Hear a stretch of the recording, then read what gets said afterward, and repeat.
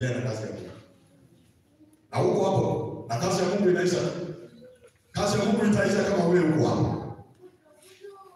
Watu walipopata habari sasa msilete imetosha. Watu waling'ang'ana. Ikakuwa kazi ngumu. Musa alipata kazi ngumu ya kuambia Israeli imetosha. Ili tutakuwa na moyo wa hekima wa kufanya kazi ya Mungu. Hiyo kuna kazi ndogo ambao tunastahili kufanya mara moja tunamaliza na tunaenda kwenye. Hata sasa ameleta mikanyagia hizo pesa. Tunazunguka sasa kwa kitu kimoja na watu wanaumia pale nje. Pia kuna watu wanakuja wakianza wakipata ni mchango tunang'ang'ana hapa. Wanasema hiyo kanisa badali kaya. Na wewe uko na Mungu atubariki tunapoendelea kuangalia haya.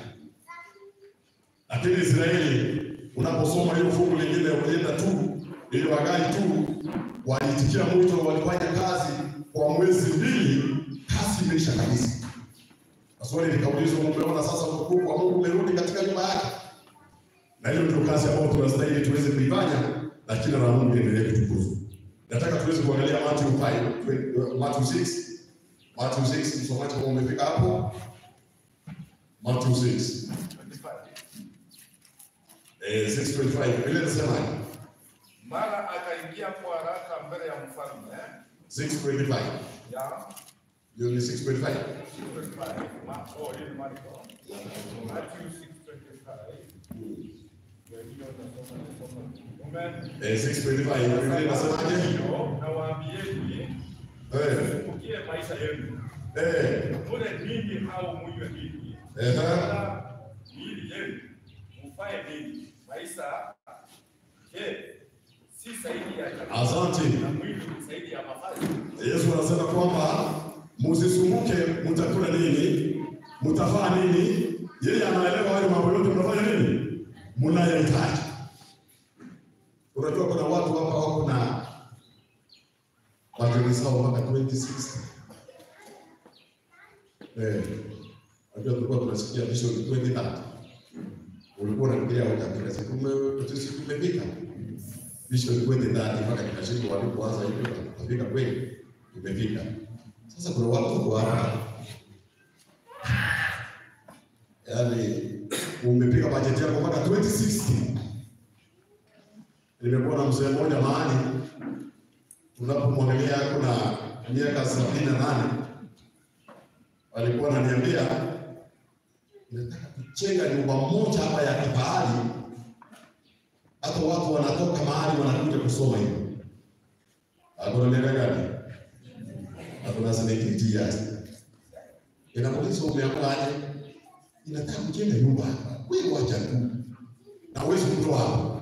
Hakuna 78 years. Nikimwangalia tayari amekula pona miaka ngapi? Amekula miaka 8. Inashindwa mzee nyumba itakusaidia nini? Na nyumba ya Mungu inafanya nini? Inakaa tu hivi. Yeye anataka kujenga nyumba ya kifahari, watu wamuogope. Hakuna 78 years. Mzee mwingine hakuna miti. Mzee wase wako hapo wako na miti. Mtu wako na miti ya 1920. Kwa na 1920 kwa miti ni ekata. Kijana hizo kuhusu. Mzee amefunga kamba kabisa hapa. Si mshipi. Ni kamba amefunga, anasema miti yangu ukigusa na kulaani. Mungu lazima tujue ufupi wa kuishi katika ulimwengu ili tuweze kujiandaa na kazi. Kuna lesoni ambayo tumesoma, kuna lesoni ilikuwa asilia zetu mwisho hapa. Tunazungumzia pesa. Unapobarikiwa umepata pesa ya kufanya kazi, fanya kazi. Unaona miaka imeenda, urudishe wapi? Urudishe wapi? Ama nini Mungu soma hapa? Irudishwe kwa kazi ya Mungu. Watu wameacha pesa zinaua watoto. Na kazi ya Mungu inaendelea kuharibika. Hayo ndio mambo nabii Hagai anaambiwa. Waeleze, waambie, wajue kama wamebarikiwa wafanye kazi ya Mungu. Hiyo itakuwa Mungu amechunga mali yako na watoto wako. Lakini tumetafuta mali, tumejikaza na tumeachia watoto na mali za watoto. Biblia inasema kitu. Yesu anaendelea kusema hapa. Usi